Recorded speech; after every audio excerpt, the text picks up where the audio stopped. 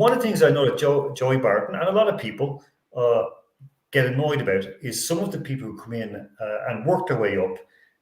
And it's happening in US sports, even though it's more acceptable there. For example, in American football, you have the sideline commentators who are primarily women, or mixed women. The people who do the interviews on the ground are women, and they're terrific.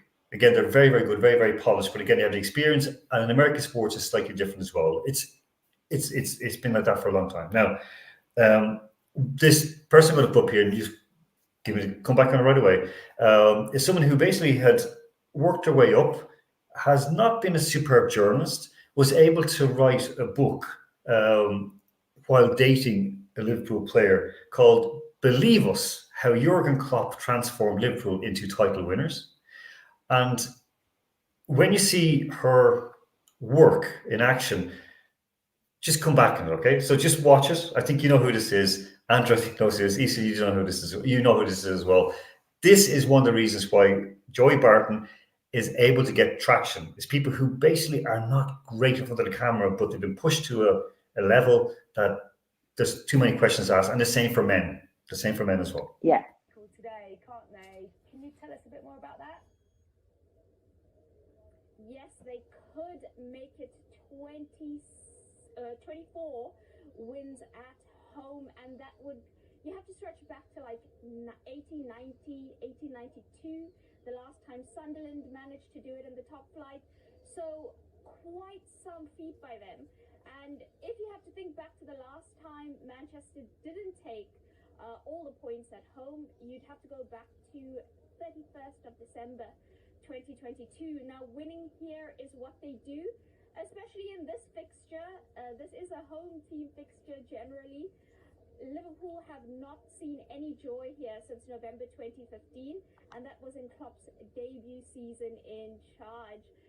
But Klopp said about winning runs that the longer it goes on, the closer it is to ending, and that is Liverpool's goal. That's Melissa Reddy, South African. She was dating Sadio Mane. She worked her way up and was inside in football and got access to football. But people within football, even other women, speak with them. I know Andrew and I, we did back and forth. Well, just back and forth with this earlier on. Speaking with some people who dealt with her, were just like, "What?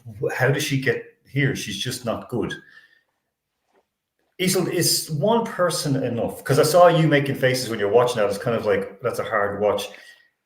Does she set the fight for women's accessibility within sports the same as Joey Barton would for men's opinion in sports? No, you see, I think the difficulty is we've often seen it with players across multiple sports who go on to be commentators post-career, and they're just not good on TV, even though they know the game better than anyone else.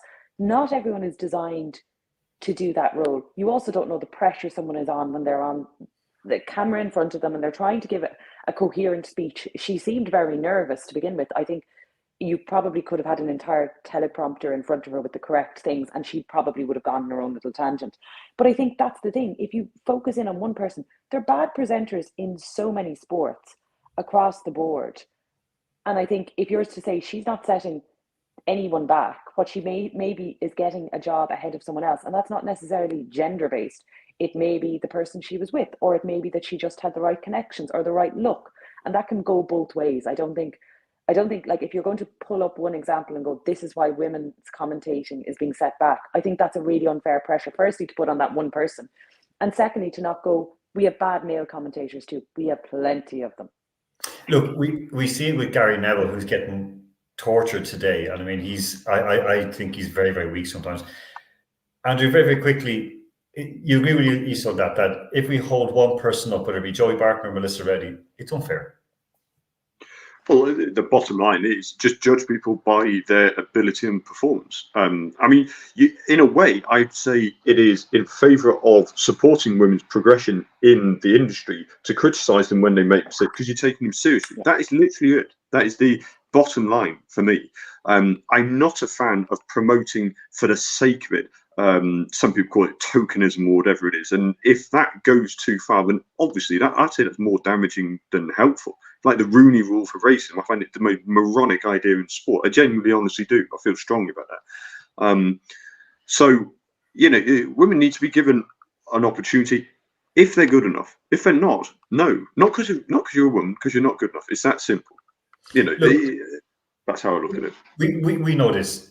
Aoife, you're here with us because you're good enough. You're more than good because enough. I'm female. No, it's okay. It's fine. We've been through this. It's because I'm female. It's cool. It's cool. I'm okay with it. It's fine. And Andrew's trans, so we're okay. We're ticking all the boxes, And I identify as a bicycle, so I'm all right. I would say. Sorry. I would say, I've been reminded of this because Ricky Hatton is currently appearing on Dancing on Ice, which is a crossover I never needed to see.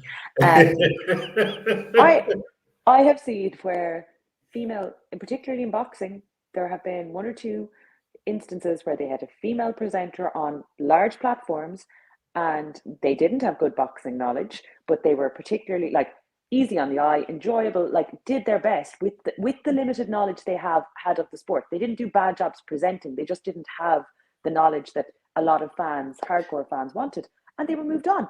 And it's kind of I could have easily had them present because they weren't annoying or irritating. They were just presenting. They weren't pretending to be experts. That's it.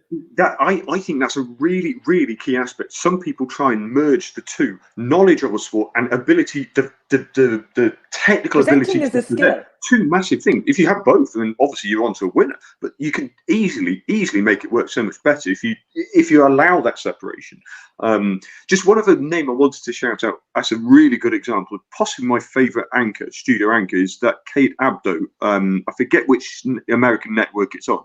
She speaks about 5 languages fluently. NBC, I think it is, isn't it? Yeah. Is it NBC? Which is she's on with Thierry Henry a lot, and I think Jamie Carragher's guests with them sometimes. She's so natural at talking to everybody's character. She's as smooth as she likes. I honestly think she's the most skilled presenter, but also is incredibly knowledgeable. That's how I feel about Laura every day Woods. of the week. Yeah. Give me her as a presenter ahead of Jamie Carragher or any of those nonsense, idiotic morons every day of the week. I'd add to that again, and this is a former guest of our show as well, a friend of mine, Semra Hunter. Now she presents on Spanish football. She speaks Spanish. She lives. Andrew, you were on us when she was on the show as well. So she speaks Spanish. She speaks a number of languages. She's part Turkish as well.